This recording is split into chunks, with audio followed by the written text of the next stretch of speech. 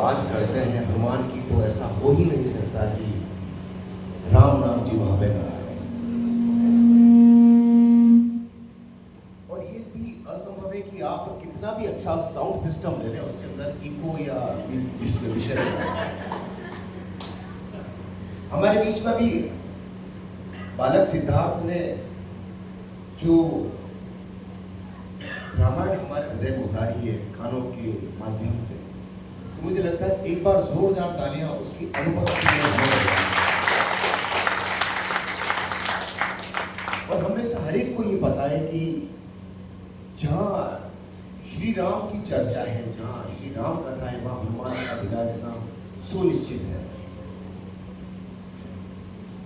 तो मुझे लगता है कि इस कार्यक्रम का शुभारंभ हमने रामायण के उस प्रसंग से किया है, तो कहीं ना कहीं हनुमान जी आज की इस चर्चा को सुन रहे हैं और मुझे पूरा विश्वास है कि वो हमारी त्रुटियों को अज्ञानी बालक समझकर हमें क्षमा करेंगे और हमें इतनी सद्बुद्धि देगी कि हम उनका नाम अपनी जिह्वा से उच्चारित कर सकें।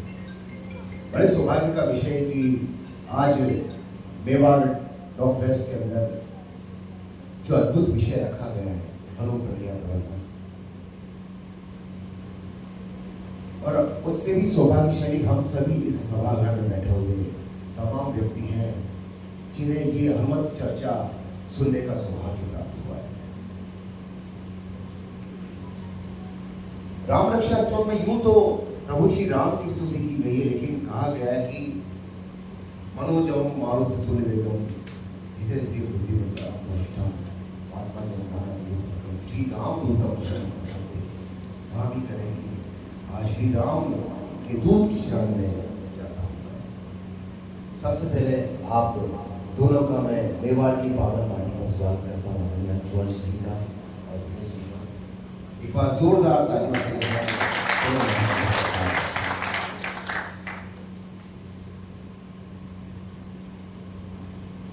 मैं आप दोनों से चर्चा बिल्कुल इन्फॉर्मल करूंगा, क्योंकि ये ऐसा कोई भारी सब्जेक्ट नहीं, आप अपने दिल और दिमाग दोनों बिल्कुल हल्का कर दीजिए।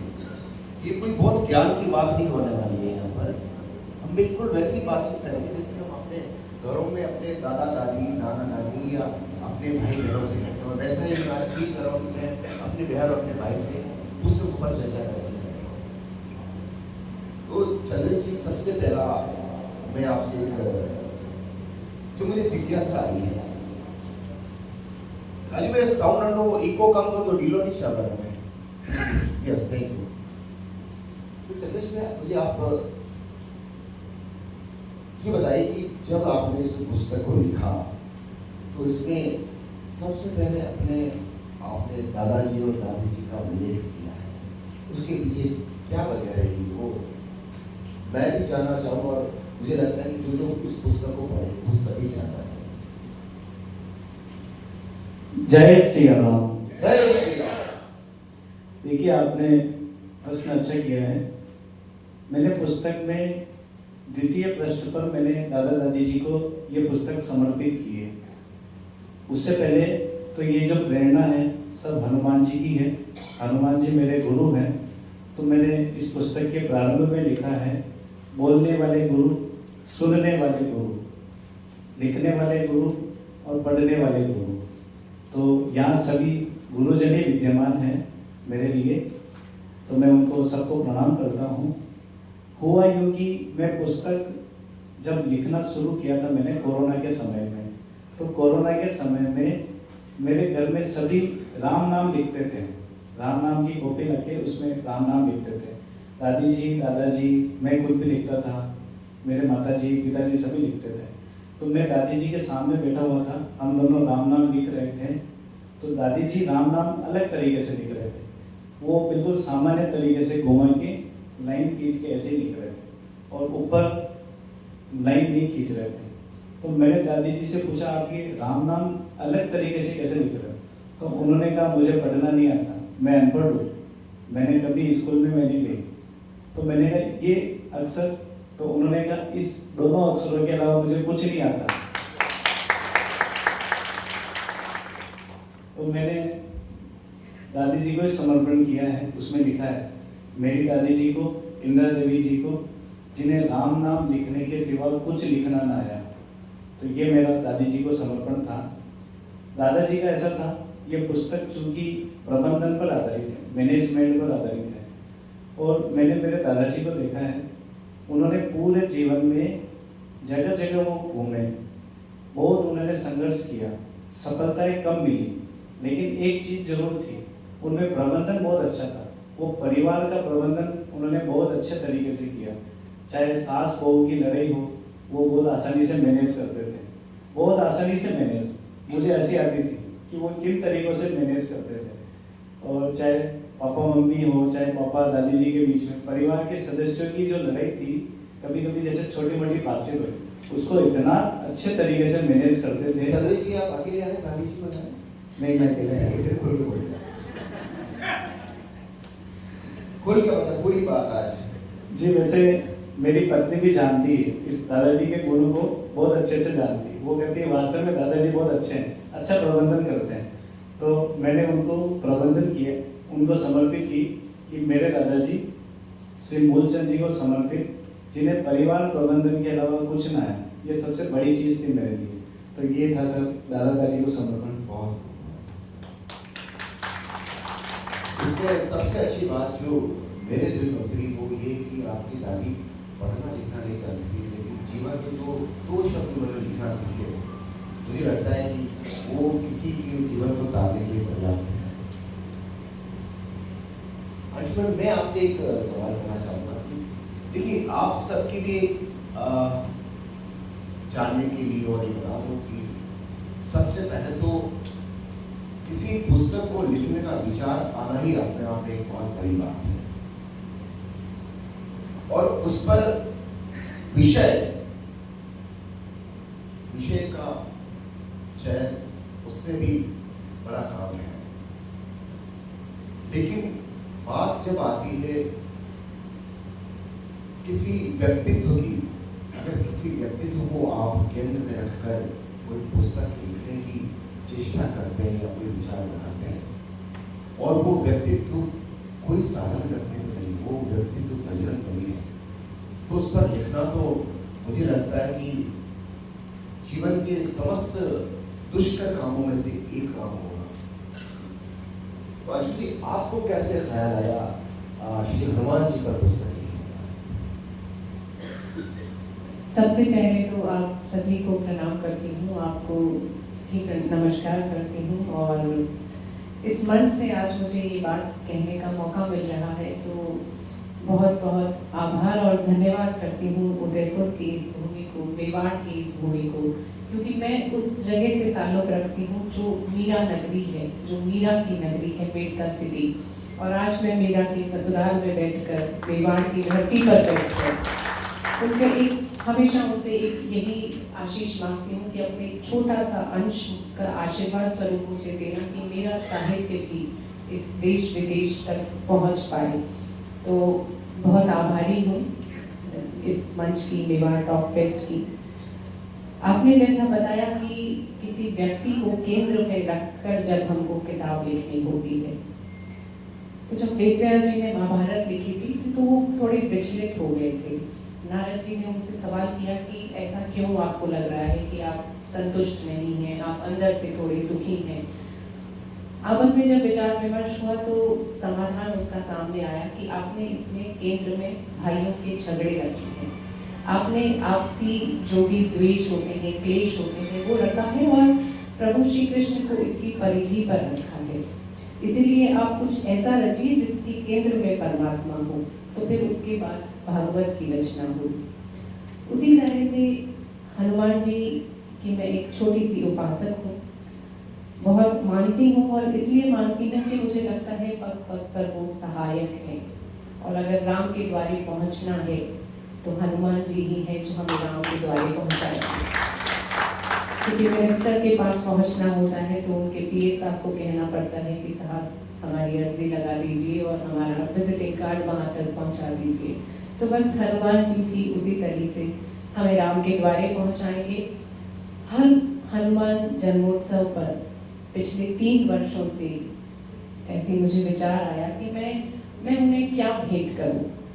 सब कुछ तो उनके पास है, तब जो मेरे पास है, जो मुझे आशीर्वाद स्वरूप मिले हैं, शब्द रूप के रूप में मैं हर साल एक किताब उनको भेंट करूं। तो महाभारत के हनुमान, मेरी जिज्ञासा रही कि पिछले साल मैंने ये किताब लिखी। जब पिछला जन्मोत्सव था तब मैंने तुम ठाकुर मेरे एक कविता संग्रह भी प्रकाशित किया उनके लिए, और इस वर्ष भी मेरी परियोजना है, कल उसका पोस्टर बन गया था, उसका भी बहुत जल्दी मैं आपको बताऊंगी कि क्या वो किताब है हनुमान जी के एक नए स्वरूप को लेकर। तो बस एक जिज्ञासा है उन्हें और ज़्यादा जानने की, अपने वेदों को पढ़कर, उनको अपने पुराणों को पढ़कर, कि हनुमान जी जैसे चंद्रेश कहते हैं वर्तमान में हनुमान है, तो फिर जब वर्तमान में हनुमान है तो हम उन्हें ज़्यादा से ज़्यादा जानें, उनके जो कर्म योग हैं, उनकी जो जीवन शैली है, उनका जो मैनेजमेंट है, वो हम अपने जीवन में उतारें और आने वाली पीढ़ियों को, अपनी अमूल्य पीढ़ियों को हम बताएं कि किस तरह से हनुमान सदा सहायक है। वाह, हनुमान जी बड़े ही सर्वसुलभ हैं।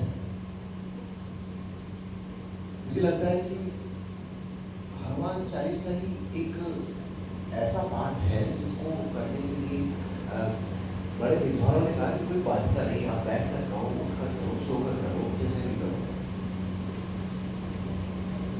हमारे साथ हनुमान जी का एक किस्सा जुड़ा। मेरा प्रेम हनुमान जी से इसलिए ज्यादा है कि मेरी जो पढ़ाई हुई थी मैम, वो हुई थी विद्यानिकेतन स्कूल के अंदर, बदनौर की हवेली के अंदर वो विद्यालय चलता था, और उस समय हमारे संस्थापक हुआ करते थे वैद्य भागीरथी जोशी साहब। उस बदनौर की हवेली स्कूल के बाहर ही हनुमान जी का एक बड़ा ही चमत्कार स्थान है जिसको मनशापुर हनुमान जी कहते हैं। और कल ही मुझे बताते हुए बड़ा गौरव हो रहा है कि उस स्थान पर लगभग 50,000 लोगों का भोजन प्रसाद होता है। तो किस्सा ये नहीं, किस्सा मैं आपको बता रहा हूँ। हम छोटे थे, 5वीं 6वीं क्लास के अंदर पढ़ते थे, और मेरे उस घर के पास ही मेरा विद्यालय था। उस घर के विद्यालय के पास लगभग 10 से 12 हनुमान जी के मंदिर हुआ करते थे, और उस समय लोग ऐसे थे कि मंदिरों में आपको दरवाजे और ताले लगाने की जरूरत नहीं थी। जो नए बच्चे हैं उनको थोड़ा अजीब लग रहा होगा, लेकिन ये सच बात है कि उस समय मंदिरों में ताले दरवाजे नहीं हुआ करते थे। थोड़ा लाइट सब्जेक्ट है, थोड़ी बात को राइट करता हूँ। तो उस समय क्या कि लोग भगवान को भोग लगाते थे, तो एक एक चक्की हनुमान जी के मुंह में हो। तो मैं रोज देख रहा था बुधवार को, यार वो चक्की वहीं की वहीं लगी हुई, मुझे 7 बजे स्कूल जाना पड़ता था। तो मैंने एक दिन अपने मित्रों को बुलाया कि आ जाओ भाई सब लोग, अखबार का टुकड़ा लिया। रात को 11:30-12 बजे हम जाकर हनुमान जी नमस्कार करते, भाई साहब आपका भोजन हो गया, अभी चक्की हमारी। ये हमारा उनसे प्रेम था। और देखिए हनुमान जी की इतनी कृपा है कि आज उन्होंने मुझे ये सौभाग्य दिया है कि मैं इस मंच पर बैठकर मेवाड़ टॉक फेस्ट पर अपनी जीवा को पवित्र कर पा रहा हूँ। चंद्रेश जी, आपसे एक सवाल करता हूँ कि हमारे यहाँ तो इतने कोटि देवी देवता हैं, उस विषय में नहीं जाते हैं, इतने देवी देवता हैं, इतने भगवान हैं, तो फिर सिर्फ हनुमान जी ही क्यों? देखिए, मैं जिस गांव से आता हूँ, छोटा सा बताता हूँ आपको। मैं ये जो गांव है, मेरे गांव का नाम, छोटा सा नाम है पुर। उदय के पीछे पुर लगा है तो उदयपुर बना है। ये मैं मजाक में नहीं कर रहा हूँ, इसका एक वाक्य सुनाता हूँ आपको। मैं पुर से आता हूँ। पुर के चारों दिशाओं में हनुमान जी के मंदिर हैं, और पुर में चारों तरफ अखाड़े हैं, जहाँ व्यायामशाला बोलते हैं, जिम की जगह अखाड़े हैं हमारे। और पुर पहलवानों की नगरी है, और वहाँ पे शक्ति और भक्ति दोनों का संगम मिलेगा। हनुमान जी के खूब आराध्य हैं। तो बचपन में मैं भी 4वीं 5वीं कक्षा में अखाड़े में जाना होगा, व्यायामशाला में, तो वहाँ सबसे पहले हनुमान जी को नमस्कार करना, फिर अखाड़े में उतरना होता था। तो पहले ही तो वहाँ से हनुमान जी आए कि हाँ हनुमान जी को हमें पूजना है। तो कक्षा 5वीं में हमें हनुमान चालीसा कंठस्थ हो गई थी। फिर मैंने दूसरा आपको बताया कि दादी जी के पास राम थे और दादाजी के पास प्रबंधन, और ये दोनों चीज़ें आप देख लीजिए कौन से देवता में है, हनुमान जी में। तो कहीं ना कहीं अवचेतन मन में हनुमान जी थे, तो अपने आप एक सद्बुद्धि हुई, हनुमान जी का आशीर्वाद मिला। और सन 2005 में मैं बहुत ही गंभीर समस्याओं से जूझ रहा था। तो उस समय मुझे मेरे गुरु ने बोला हनुमान जी की भक्ति कर, सुंदरकांड का पाठ कर। मैंने किया, 40 दिनों तक प्रभाव परिलक्षित हुआ उसका। और उसके बाद हनुमान जी, और मतलब मैंने हनुमान जी को समर्पित कर दिया ये जीवन।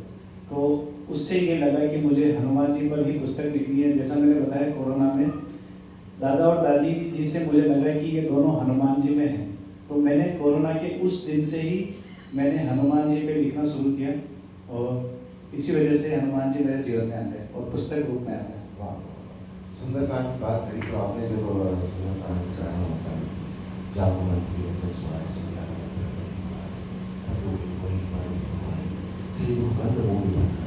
तो जिस तरह से हनुमान जी का इतना विराट स्वरूप है, मैं आपकी तरफ आऊंगा। देखिए हमारे यहाँ दो ऐसे व्यक्तित्व हैं जिनको हम व्यक्तित्व भी कहेंगे, क्योंकि हम उनको एक संबोधन दे रहे हैं, कि ऐसे भगवान उन्हें कहेंगे। पहाड़ दोनों ने उठाया है, हनुमान जी को उठा के ले गए, लक्ष्मण जी के लिए, और हमारे ठाकुर जी ने भी गिरिराज दल को उठाया। लेकिन हम जो पर्वत उठाने का जो चित्र हमारे मन मस्तिष्क या हमारे हृदय में जो छपा हुआ है, वो श्रीनाथ जी का, ठाकुर जी का, श्री कृष्ण का कनिष्ठा पर गोवर्धन पर्वत को उठाए हुए हैं। आपकी पुस्तक के अंदर एक ये, अच्छा आप दोनों के लग रहा हो किसी किताब तो पढ़ी है। कई बार ऐसा होता है चर्चा के अंदर जो मुख्य मुख्य चीजें होती है, आप मतलब ऑनेस्टली पढ़ी है, तो उसमें एक विषय आया है, और वो मुझे लगता है कि बहुत ही कम लोगों को पता हो, मतलब मुझे भी पता नहीं था उस समय तक। जो गिरिराज जी का जो आपने प्रसंग रखा है, मुझे लगता है कि वो एक बड़ा ही अद्भुत प्रसंग है। तो वो आप अगर हमारे सभी के साथ साझा करेंगे तो एक नई चीज हम सभी के लिए सामने आएगी। बिल्कुल, बहुत ही, मैंने भी जब खोज करनी शुरू करी तभी वो प्रसंग मेरे भी सामने आया, तो मैं भी बहुत अचंभित हुई उसको पढ़ के। और संयोग से जब मैं ये किताब लिख रही थी और ये प्रसंग मैंने जब पढ़ा, तो ब्रज संवादोत्सव कार्यक्रम वहाँ हुआ और मुझे वहाँ बुलाया गया, और मैं गिरिराज जी की परिक्रमा उस वक्त करके आई, आज से 2 साल पहले की ये बात है। तो ईश्वर इस तरह से आपकी सहायता करते हैं, अगर आप उनको खोज करने के लिए निकले हैं तो वो आपको वास्तव में वो चीज़ दिखाते हैं। तो प्रसंग में हम चलते हैं। प्रसंग कुछ इस तरह है कि गोवर्धन जी जो है ब्रज भूमि पर, हम सभी जानते हैं गिरिराज धरण की जय हम बोलते हैं, वो पर्वत कैसे वहाँ पर आया, कैसे वो इतना पूजा जाने लगा, उसके पीछे भी हमारे हनुमान जी ही हैं।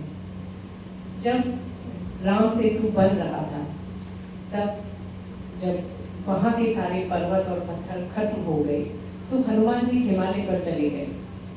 वहाँ उन्होंने देखा कि एक बहुत बड़ा सा पर्वत है, इसे लेकर चलेंगे तो एक बड़ा काम होने के आसार हैं। उन्होंने उसको उठाने की कोशिश की तो वो हिला ही नहीं, वो एक दिव्य पहाड़ था।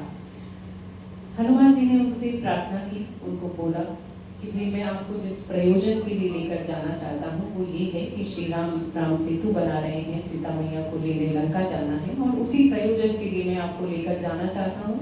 भगवान राम आपके ऊपर पैर रखेंगे और आपको एक अलौकिक अनुभव प्राप्त होगा। तब गिरिराज जी हल्के हुए और हनुमान जी के साथ चल दिए। श्री राम जी को जब इस बात का पता चला, क्योंकि वो तो सर्वव्यापी हैं, सब कुछ जानते हैं, ये सब उनकी लीला थी। उन्होंने देखा कि अरे ये तो गिरिराज को लेकर आ रहा है और इससे तो मैंने द्वापर युग में मिलने का वादा किया हुआ है।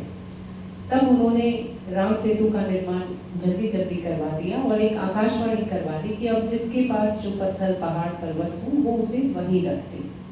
संयोग से उस वक्त हनुमान जी ब्रजभूमि पर थे और गिरिराज जी को उन्होंने वहीं पर स्थापित कर दिया। तो गिरिराज जी थोड़े से नाराज हो गए, क्योंकि बीच रास्ते में इस तरह छोड़कर जाएंगे तो नाराजगी तो होनी ही है।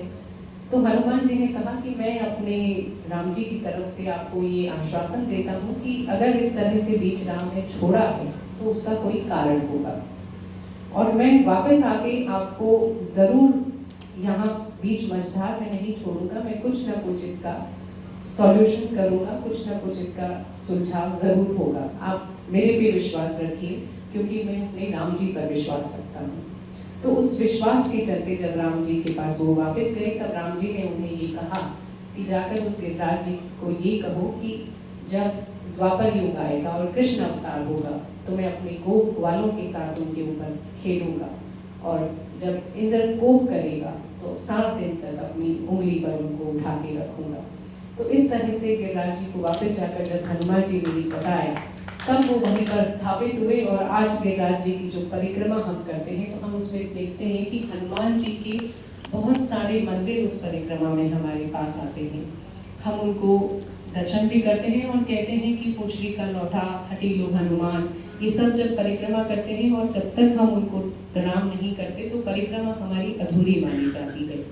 और ये भी कहा जाता है कि जब गोवर्धन को उठाया गया था और मधुसूदन नाम का जो एक उनका साथी था, वो हनुमान जी का ही स्वरूप था, जो द्वापर युग में श्री कृष्ण के पास रहता था। तो इस तरह से गिरिराज जी की स्थापना हुई और आज हम उनको पूजते हैं। हमारे यहाँ भी जब श्रीनाथ जी के मंदिर के अंदर यहाँ से पास में ही प्रथम बीट है वो वैष्णव संप्रदाय की, तो उसके अंदर भी जब जयकार लगता है तो पूछड़ी की रोटी का नाम जरूर आता है। तो उसके बाद बोला जाता है भूख हो प्यारे। क्या बोला जाता है? तो मैं बोलूंगा पूछड़ी के रोटी की, आप बोलेंगे भूख हो प्यारे, और हृदय से जोरदार आवाज होनी चाहिए, पूछड़ी के लड्डू की पढ़ते भी आपकी आवाज। गिरिराज धरण की एक बड़ी चर्चा आजकल इंस्टाग्राम पे, फेसबुक पर, यूट्यूब पर, अरे थोड़ा सा डिफरेंस रखते हैं, लेकिन क्योंकि हमारे सामने बच्चे हैं, नए युवा भी हैं, और कुछ हम में से भी लोगों की उत्कंठा है, होनी भी चाहिए। कितनी बार क्या आप कंफ्यूजन के अंदर फंस जाते हैं जब आप अलग अलग तरह के विद्वानों के संपर्क में आते हैं, तो ये होना स्वाभाविक है। एक पंक्ति हनुमान चालीसा के अंदर आती है कि मैं 2 बार गाऊंगा इसको, आप और दोनों बार नोट कीजिएगा। शंकर सुवन भवानी नंदन, तेज प्रताप महाजगवंदन। दूसरी बात, शंकर स्वयं भवानी नंदन, शंकर स्वयं, क्या सही है? शंकर सुवन केसरी नंदन है, शंकर स्वयं केसरी नंदन, क्या चीज है? आपका क्या सोचना है? एक आपकी पुस्तकों से कितना चल रहा है?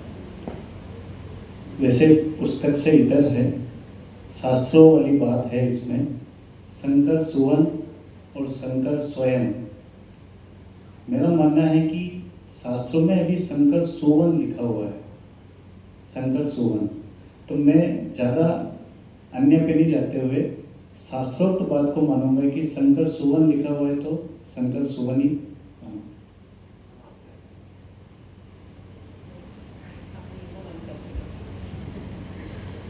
इसमें जो गहराई है इस बात की और जो पुराणों से हमने पढ़ा है, उसमें ये है कि जब शिव जी ने मोहिनी रूप धरा था, तब उनका जो वीर्य स्खलित होकर गिरा था, उस वक्त पवन देव वो वीर्य को ले गए थे, और जब अंजनी माता प्रार्थना कर रही थी पुत्र की प्राप्ति के लिए, तब उनके कान के माध्यम से उनके गर्भ में एक अंश जो प्रज्वलित हुआ वो ये था।